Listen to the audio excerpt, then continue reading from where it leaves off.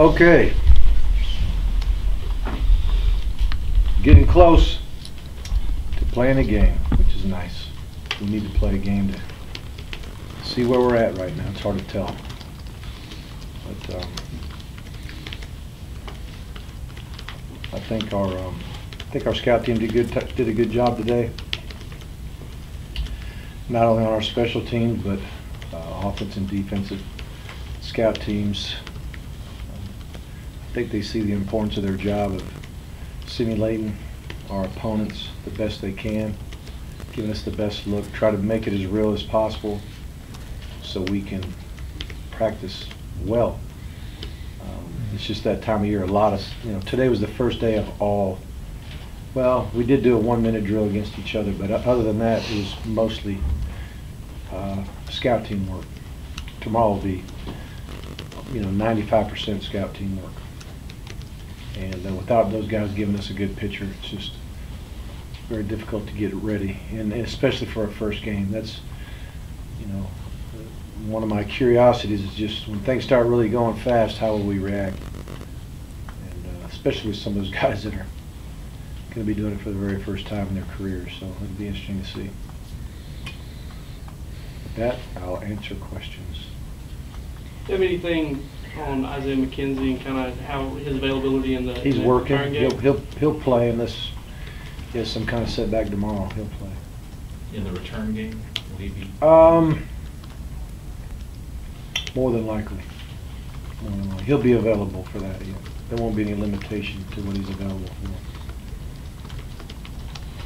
To be clear, you're talking about working against the scout team. This is part of what you were talking about with Grayson and kind of wanting to designate one, so that play script and everything you're putting in, you got one guy doing most of that. Well, right. I mean, if you know who's going to start, there's no point in keeping it a secret all week. Again, two reasons why we did it when we did it. One was to get it over with. And, we knew there'd be a lot of, I don't even know what to call it, attention on it, on the decision. Everybody'd have their opinion of it. And, but we figured, sooner or later it would die down. We just focus on playing football, and that was kind of the big thing. But if you know who's going to start, you might as well get them every rep with the one that you can, just for timing purposes and for continuity. Has Grayson changed at all now that he's been the starter for 2 days of practice? I don't think so. He's always been a real focused guy, and I don't see any difference in the way he's practicing. I think he's always tried to take charge and show leadership, just like the rest of them have. They've all done a good job of that. Mark, you made I guess kind of joking reference when you were going over the quarterbacks last week that you said Grayson was tall. What does that bring to the position? Height? Well, you can see probably a little bit more. There's probably sometimes he can see some things that a guy 6 foot can't. But my experience is most of the vision is in a what we call a passing lane or whatever. If you get two guys rushing out here, and you get a guy getting double teamed here and another single guy rushing at you here, a normal 4-man rush. These guys are kind of out of your vision when you're looking downfield. So you got a guy here and a guy here, and then you have some spaces in between where you can see their throwing lanes and their vision lanes too, quite frankly. So you don't have to be tall to see through those, but there are times when people will blitz, 5 and 6 guys. So now there's just about every gap is in front of you, kind of covered. There aren't many throwing lanes, there aren't many vision lanes, and a lot of times you can see over when you're taller. Obviously, if you're tall and have the same type of release, a 6'5" guy might be here and a 6'2" or 1 guy might be here. You may have a difference of 6 to 8 inches, which may be the difference in the ball getting battered down or not. So there's some advantages. Taller guys as a whole probably don't move as well as guys that aren't quite as tall.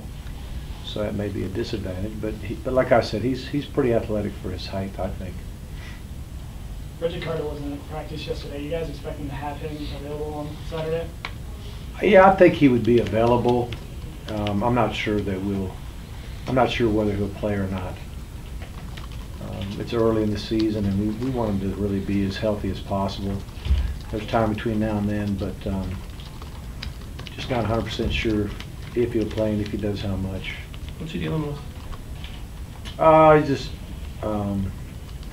his shoulder's sore. Basically, it's not a.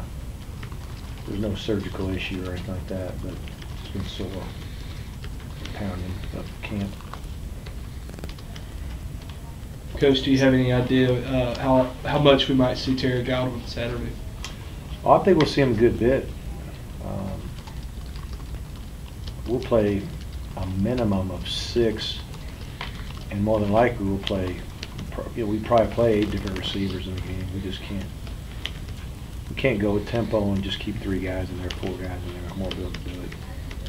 So I would think Terry get a bunch, and there'll be 6, 7, 8 guys that'll get in there.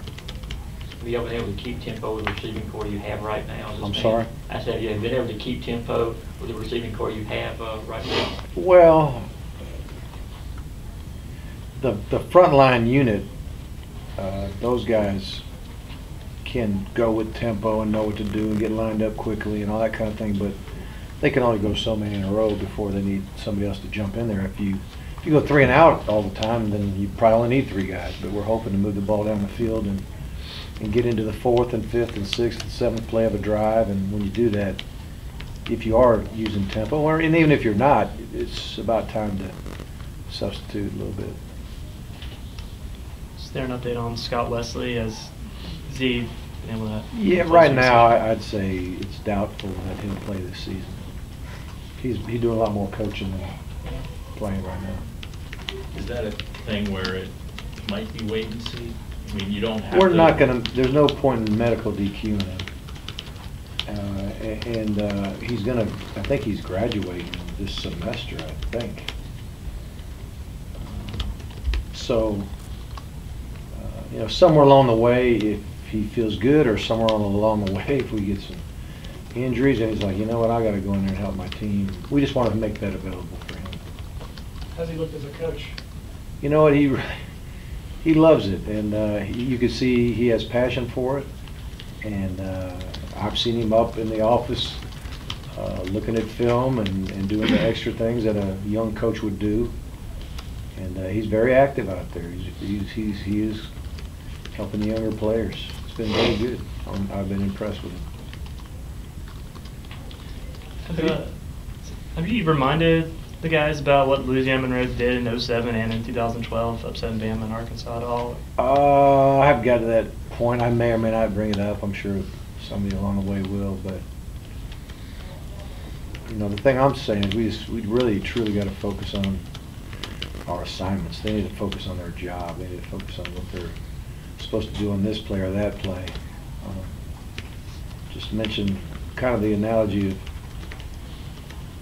they've all gone and taken tests before. And if you say, "Are you ready for the test?" and they're like, "Yeah, I'm ready. I think I can pass the test." That's passing the test is different than acing the test.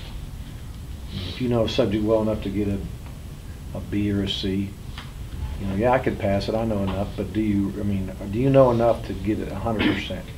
Can you get an A? Can you get an A plus? That's what they got to be striving for. And that's what they need to focus on, is just focus on their job, focus on what the coaches think, focus on school, focus on behaving. Not all that other stuff. What do you see from this offensive line this year? This is the first time you really had the luxury of this many starters coming back from a successful For a while. year.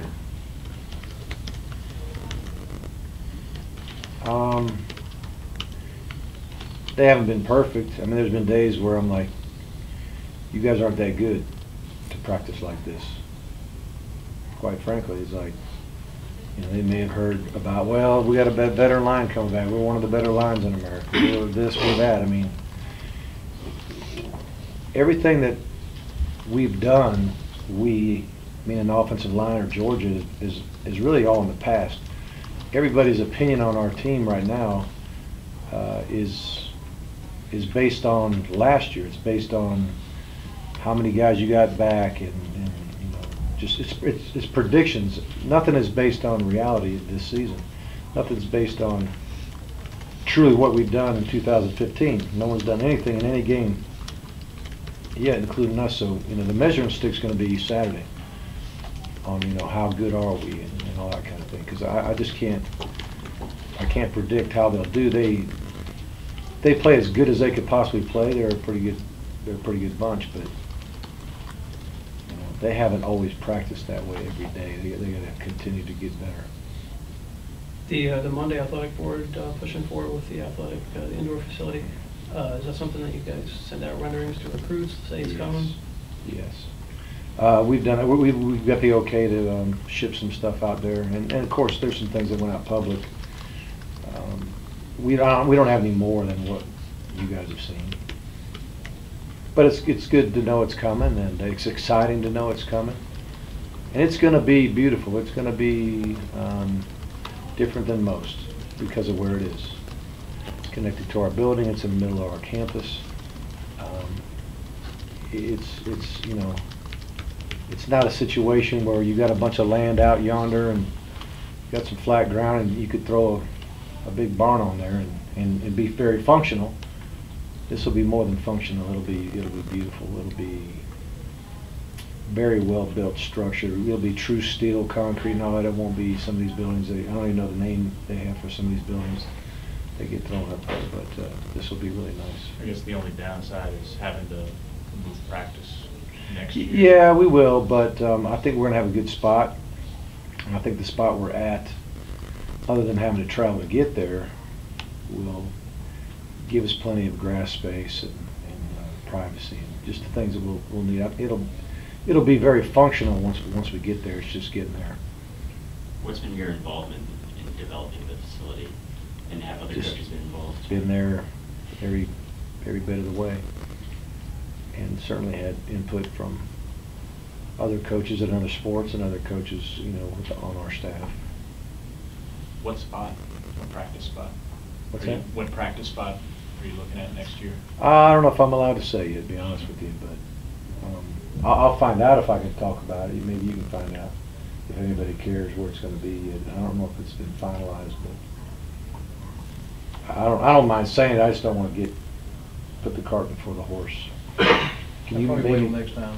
Yeah, can you maybe ask Carla or Greg or whatever if we can say where we think it's going? Good. 15 years ago, you first got ready for the first game. 14. 14 years ago? 15th season. I don't know how that worked, physically sitting there. Would it be 14 years? I think no, it'd be 15 Maybe it years would to. be. 2001. I guess it would be 15 years. Math aside, Yeah. how much different of a feeling it is, you know? Are you just surprised to still be here? No. That was the plan.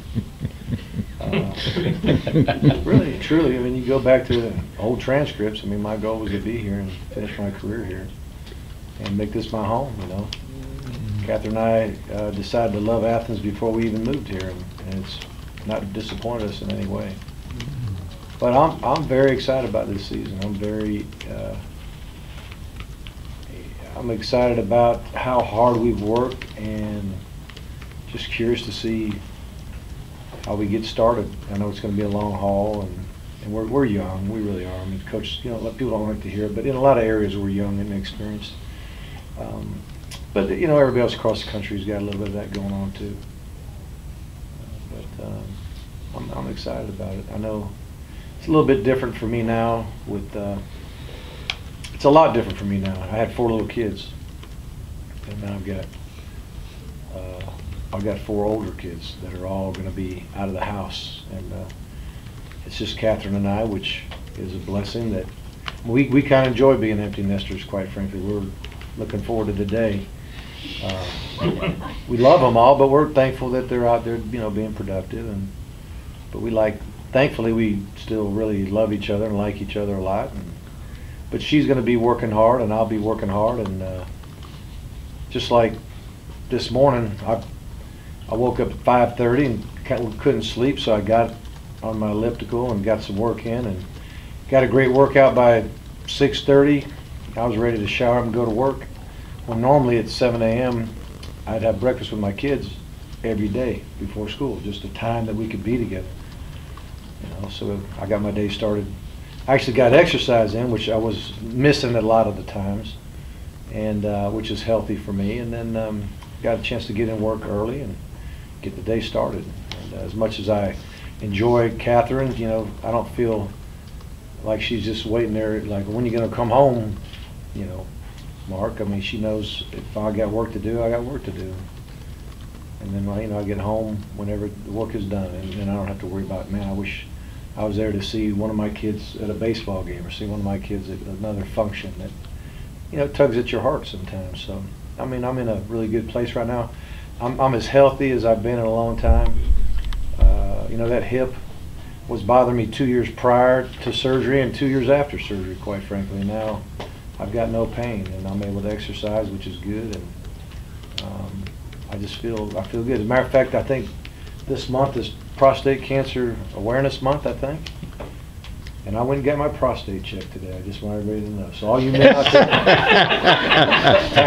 it's time to get on it. And I looked it up on the internet.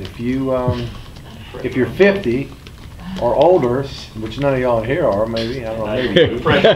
Yeah. All right, then you need to do it once a year. And then but if you have some history in your family, if you're 30 or 40-ish,